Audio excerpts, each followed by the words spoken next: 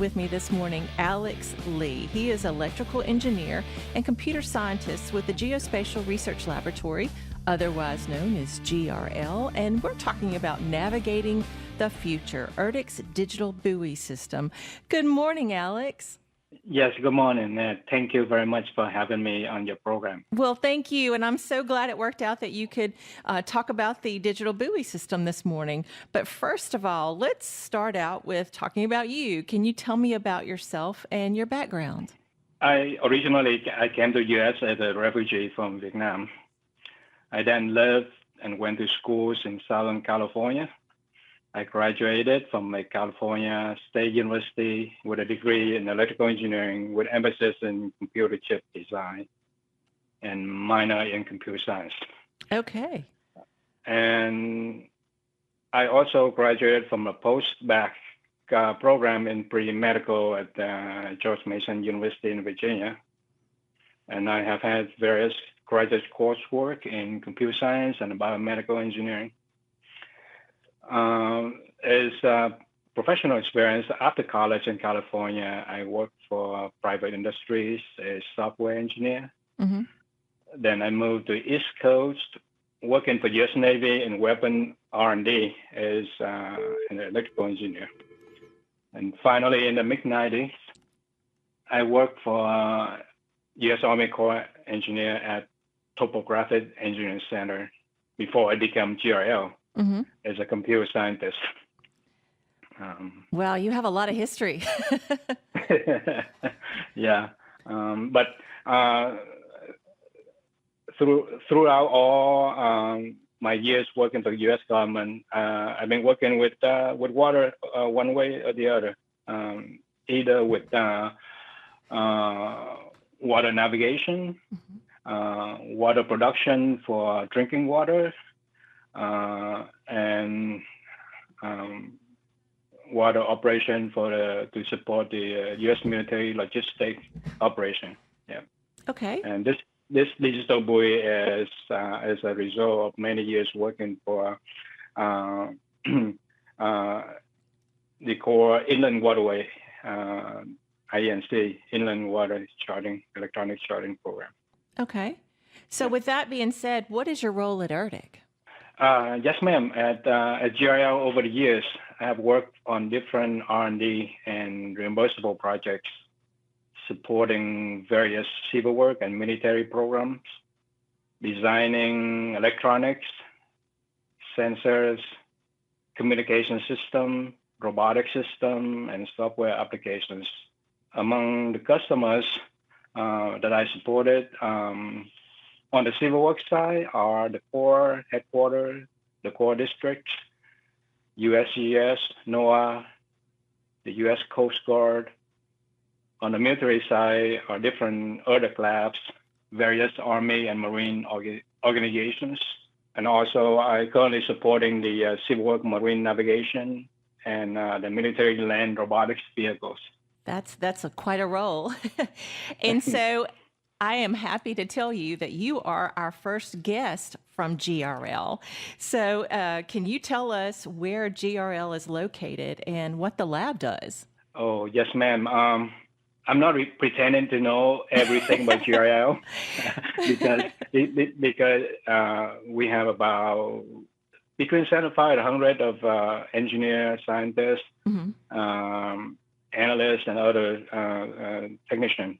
And I only focus on what I'm doing, but I can tell you that the laboratory is co-located with the Army Geospatial Center in U.S. Army Corps Engineers Humphreys Engineering Center next to Fort Belvoir in Northern Virginia. Mm-hmm. So we are about 15 miles south of Washington, D.C. At GRL, we conduct geospatial research and development of geospatial technologies that will help the Army missions to better understand, to characterize, and to measure the physical, such as terrain, social, such as cultural, and environmental, such as water and air conditions. Mm-hmm. The research areas, for example, include terrain analysis and reasoning, spectral analysis, photogrammetry, terrain visualization, survey and mapping, image analysis, etc., etc. A lot of et ceteras. Yeah, I'm sure there are much more than what I just said. But Okay. As far as my knowledge, I'm limited to those areas. Gotcha. So, I mean, again, you're the first one from GRL. We've had other representatives from all the other labs. So I'm just tickled to have somebody from GRL this time. So we're here today to talk about ERDC's digital buoy technology. Can you tell us what it is and what kind of problems that it helps solve? Yes. So in the simplest terms, the technology covers both a hardware system and a communication method for real-time tracking and monitoring the water navigation safety buoys, quote unquote, the critical lane markers for waterborne vessels. So traditionally and currently, the current physical buoys are just passive objects. Mm-hmm. Once they place in the water, they will start dripping away. And how much they drip depend on the local water and wind conditions. And periodically, they must be manually relocated back to the right place to indicate the safe water depth for marine vessel traffic. Mm-hmm. This whole process will take time and effort and coordinated by the Corps, by surveying, dredging, and charting, by U.S. Coast Guard for buoy tendering and maintenance, and the public for error reporting, mm-hmm. right? So all three of these entities have to work together right now for the current system to work. In the meantime, by some government report, up to 60% or more of U.S. agriculture and energy transportation and export output depend on the inland waterway. Mm-hmm. So you can imagine how critical is the waterway for U.S. economy. And accidents do happen annually in the waterway. Right. And a lot of those accidents are the type of grounding, ship grounding, the boat are colliding with the bridges. They traveling on the wrong side of the river, wrong channel, all kind of problems. So you can imagine, having a critical landmarkers are very, very essential. I just don't think people realize just how important buoys are. That's right. Yeah. Just imagine on the road when you drive, all the landslides disappear. Right. That's a great analogy to look at. I mean, it's just like being on the road. Exactly. Yeah. Yeah. They drip. They do drip, especially during low water, high water, flood, rain, all kind of weather event, either man-made or natural events. These buoys will drift away, and suddenly you have new landmarkers, and you can imagine, what would happen, right? If you get out of these set water depth, right? Yeah. Well, with this buoy, though, I'm really curious about it. It must have many parts. What are the main parts that make it so smart and useful? Yeah, so this technology would make the buoy smart by serving both a navigation and data communication functions for marine traffic and buoys management. The hardware system is very low power. It can run on a set of small batteries for months or years. Really? Yep. And the communication network itself is self-healing. Mm-hmm. So hence, the whole thing is low maintenance, right? You don't want to send people out there, all the time just to replace the battery, just to make sure they are communicating, make sure the network are forming, all that. You don't want to do that. Right. So you have to design and develop a system so that you can minimize all that maintenance. So the system can fix itself. That's what I mean. And it has a very long range. Right now, with this prototype, so between node and the right antenna with the right physical experiment, we can set it up and control the buoys, the physical location of buoy, and we can control the antenna so that it won't sway more than 15 degrees to the left or 15 degrees to the right. So then we can achieve up to or more than 1 kilometer between nodes, which is unheard of right now. That's crazy. Yeah, because imagine you have a Wi-Fi system at home. Right. It's only as good as maximum between 50 to 100 feet. Right. And it consumes so much power. You pump so much power through your Wi-Fi just to get that far, that long. And now with this system, really low power, run on set of battery, and it can get up to or more than a kilometer between the nodes, which is very surprising to everybody right now. Yeah, and we are continuing improve on the range.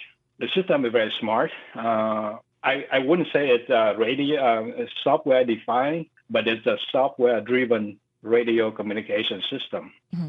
So we can change via the software the characteristic, the data reporting model, and timing and scheduling of each buoy. For example, we can put it to sleep when it doesn't have anything new to report, to say battery, right? Right, sleep mode. Yeah, when the weather report say, okay, this is going to be bad, there's high water coming down up from upstream down in 2 days or 1 day, then we can over the air from an other headquarters or somewhere reprogram it and reprogram the buoy on the Mississippi 1,000 miles away. Right. And we'll tell it to speed it up. Say, okay, from Monday at 10 o'clock to Tuesday at 5 p.m., speed it up. Pump out more report. Okay. Continuously. So that's another smartness of the system that we can do. You were asking about the parts of each buoy node. So each node essentially is a very, very small, very energy efficient computer with a radio transmitter and other sensors such as GPS, of course, to report the location. The current prototype has an accelerometer so that we can simulate or we can report an impact to the buoy, because the Coast Guard and other people in the Corps District telling us that people, the boat, the barge, the vessel are hitting the physical buoy all the time, right? Especially at night. And when they did that, bad thing would happen, because each buoy can have 1,000 pounds of the anchor or the buoy itself. It can damage a bow, it can damage spar, it can sink the buoys and all things like that. So right now we have accelerometers so that we can measure the G-force. Is it lit up? So when the buoy, no. Okay. They don't lit up. So at night you have to eyeball it, right? Right. Yeah. So with this digital buoy system, we have accelerometers so we can measure the G-force. So when something hit it, it can report that something hit it. Right. And then we can guess what would happen. And this prototype have a temperature sensor, so we can tell the environment, the air temperature. right now. So if something gone wrong, we can approximate how hot it is and, what kind of weather it is. And also it had a little light sensor. Okay. Just to simulate bad weather, right? So Right. so the light will read the ambient light. So if it's a cloudy, stormy day, we can read that light level and we can tell, oh, it's really bad weather, and that's why the data look like this and look like that. Okay. So the sky's the limit on the number of sensors that we can put on the buoy that connect to the buoy computer. Right. And as technology enhances, there's no telling how this system can be enhanced. So. Yes, ma'am. That's right. Absolutely. And also the prototype right now for this current generation that we design, I'm using an ARM Cortex M CPU. It's been used in a lot of mobile device, not on your latest cell phone, of course. Right. But this CPU is optimized for very low cost and low energy, and it's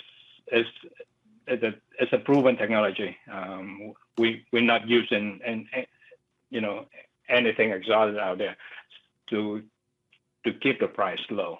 Right. But we give it the new software algorithms. We reprogram it so it can keep track of locations of itself and its neighbor, and the radio signal quality of itself and its neighbors, and then it will schedule the data reporting of itself and its neighbor depend on various environmental and operational factors, right? Just like I just mentioned before, we can tell it to speed up, slow down, go to sleep, wake up over the air. Right. Yeah. So buoys are so important for navigation, and I'm sure there are some challenges or limitations of the current methods of monitoring and tracking buoys on inland waterways. Can you tell us about some of those challenges that led to the need for this new technology? Yeah. But first, let me give you a little background how we got involved with the buoys. Okay. Just to show you the point that we're not picking thing off the air and tell you about it. So back in early 2000s, we helped the U.S. Coast Guard to develop a system, a software system and database system to let the Coast Guard fleet of cutter, buoy tendering cutter, to communicate, to upload their buoy data. Every time that they go out there and service a buoy, pick up a buoy, repair it, and put it back in the right place. So they get the data point. Traditionally, they have to go back to the port if they don't have internet out there in the water. They have to go back to the port, and sometimes they have to manually enter into the computer system and send it via CD to us, because we are Army Corps engineer. Our mission is to get those buoy data and make a charts or map of it and send it out to the public for use. So the old system, they would take days, maybe a week or more, to update the buoy data to us. So back in the early 2000s, we developed a computerized and database server software to let all the ships, about 25 ships, to continue and update in real time to our server here in GIL. And then we can cut down the number of days in between and send it out to public. And then we transition the system to the Coast Guard so they can maintain it later on, a few years later, to update it. But it's still a manual system. They still have to go out there to be physically and visually nearby the buoys and relocate it back. Right. Or sometimes they have to depend on the public to spot our place buoy and tell us, so they can send the ship out there and pull it back.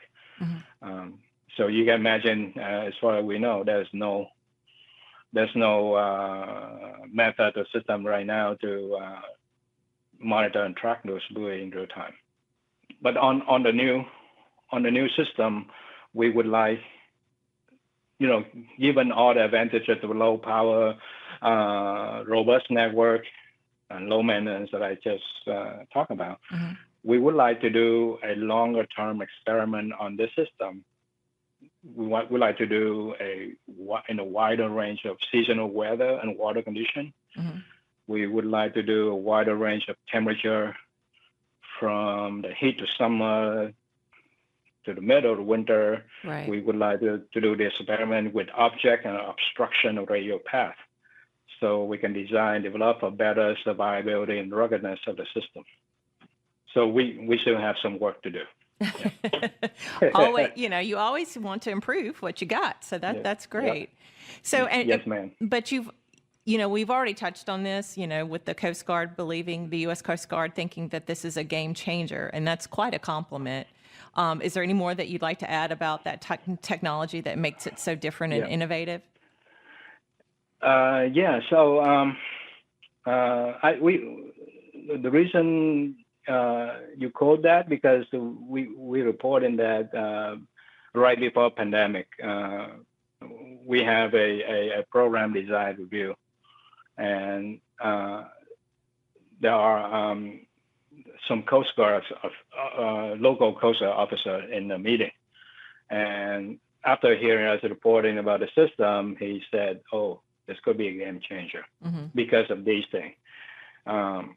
Because earlier in 2010s, I get on one of the Coast Guard cutter during their buoy tendering experiment, and I set up these system experimenting with Wi-Fi, with cell phone, with AIS, just to show the Coast Guard that we can get the data from the physical buoy back to our server in GRL, do a geospatial process in it, and send the data back out on a map on the boat in real time within minutes, less than 5 minutes.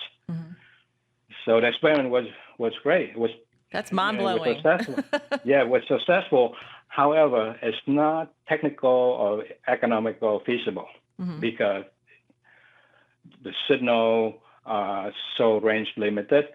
The technology is too expensive, too power consuming.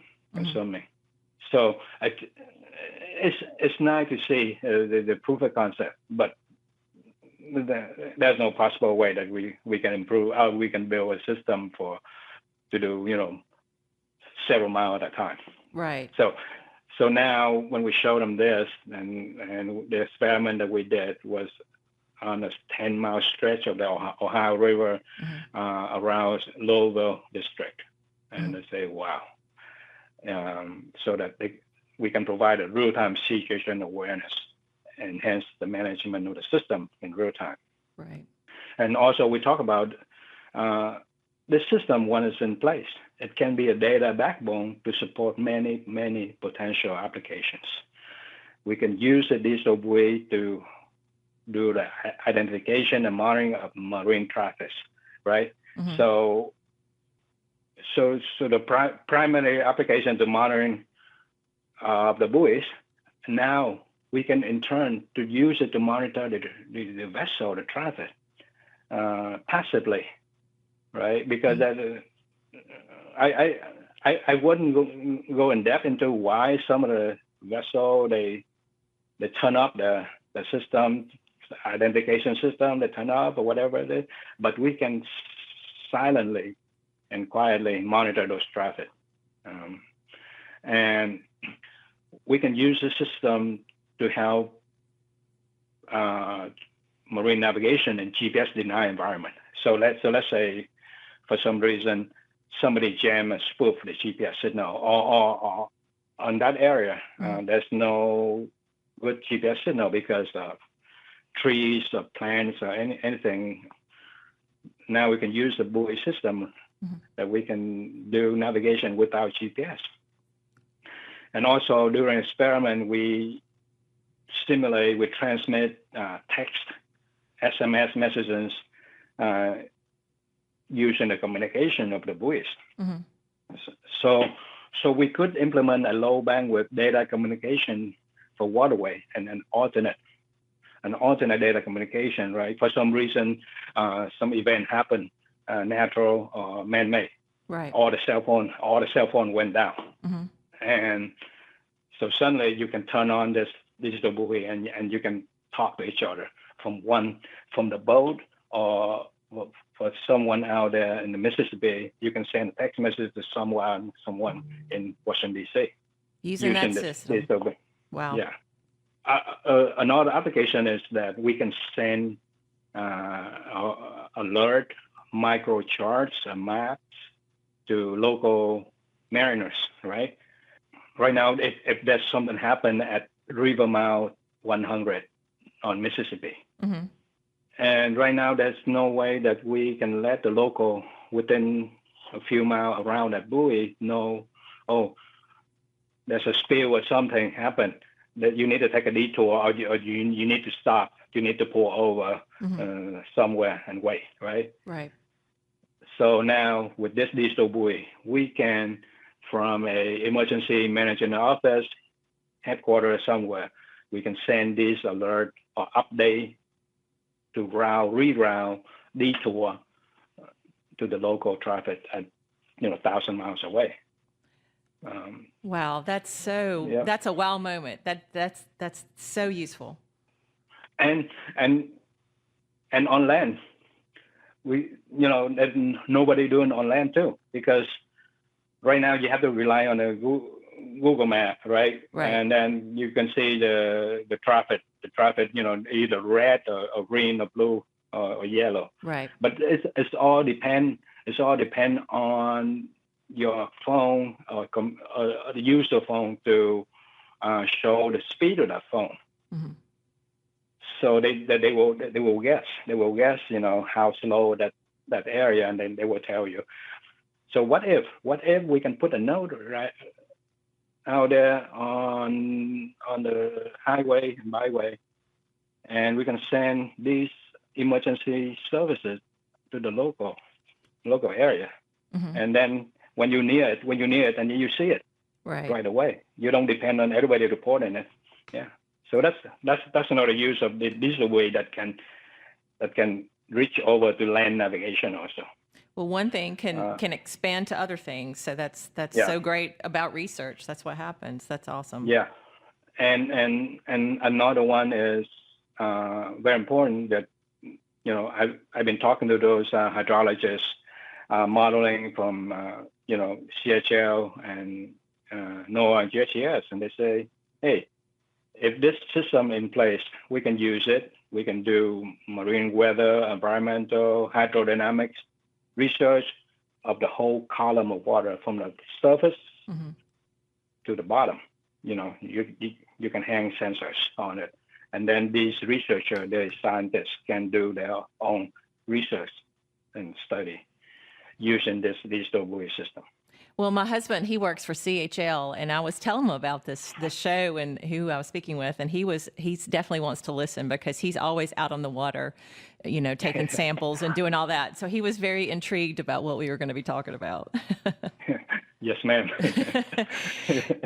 Yeah. So this year we're celebrating how the labs came together 25 years ago to form one ERDC, one organization of experts across multiple disciplines. How do you collaborate with other labs or organizations that assist with the digital buoy technology? Oh yes. They're critical for us. For example, with the core district, right? We need to work with the district because we want to help the local help with the infrastructures like the bridges, lock, and dams, because this digital buoy, they need to route the data to the land line, to the land network somewhere, right? It have to jump off this waterway communication system to go onto the internet. So it needs to talk to the bridges, signal the bridges and the lock and the dam, marinas. And then we also need to have water survey, right? The hydrographic survey from the district, because we need to know where's a good location to put this node, to optimize it, to make sure we get the best range out and best line of sight for the radios. So we need, and then also, of course, we need to operate the boats and the ships, and we can get the help from the district to do that. We can possibly, again, you just mentioned CSL. We can collaborate with CSL and or USGS for hydrodynamic modeling researchers for the local water conditions. When we did the experiment, there's a lot of micro hydrodynamic movement of the water at the local area. It's way different from the water a few hundred meters up or downstream. So we need the knowledge and the data model from the labs, from other people to help us, so that we will hopefully avoid these vortex, or we want to put the buoy in the vortex, for example. And we need to work with Coast Guard for buoys node deploying and placement, and for safety regulation and all of that. And also we need to work with industry, because we want to do it hundreds of miles and so many geographically separated river, right? Right.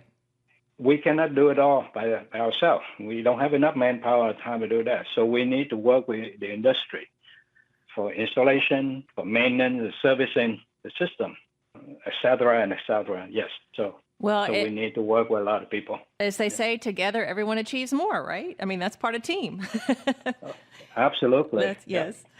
So again, we'd already covered how the buoys can relate real-time messages to boats and ships, which is so super cool, about the water conditions and the location. So is there anything else you want to add to that conversation? Yeah. So as we mentioned before, we can put different sensors on the buoy, such as GPS, light temperature, air, and water flow meters. So it can report a lot of water conditions. And in my earlier project, I designed different water sensor, water physical quality of the water.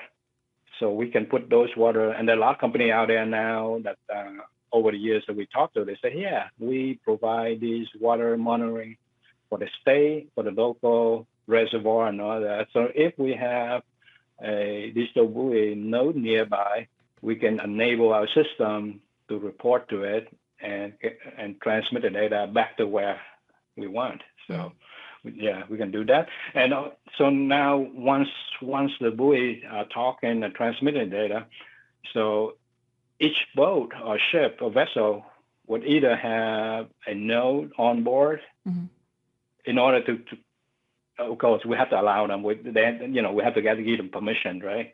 And they can get the data directly from the buoy, or the type of the sensor that it reported data that are relevant to that boat, or they can get a permission to connect to our cloud server. So because each buoy will also report the data back to the central server on the cloud, and so the boat can connect to our cloud server or internet and pull that data out. So everybody get connected and everybody can share data or get data. Yeah. That's great. So how is precise waterway mapping and charting made possible by the digital buoy system? And does the system also communicate with the other buoys, and where's the data stored? Yeah, yes, ma'am. So right now, let's talk about the accuracy of the buoy itself. So right now, in this experiment, we're using a GPS system that can have between 1 to 5 meter accuracy. And on the waterway, that's a very good, because a lot of systems out there would give you between 10 to 100 meter accuracy. Mm-hmm. So we're accurate. We're reporting the precise location of the buoy itself, right? And I was mentioning about using this system to navigate without GPS.